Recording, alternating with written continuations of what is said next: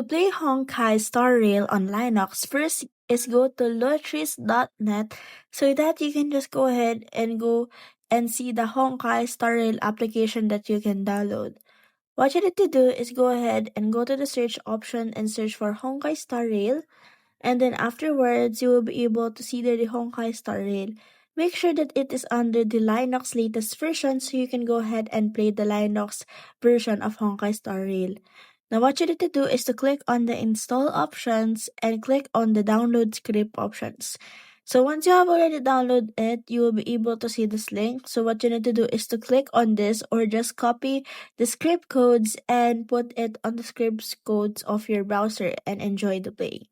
Now the other option is you can go ahead and scroll down and you will see the install option once again. So what you need to do is to click on that.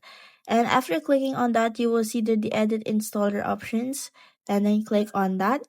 Afterwards, what you need to do is to sign in using your Linux account so that you can go ahead and play directly the Honkai Star Rail to your Linux.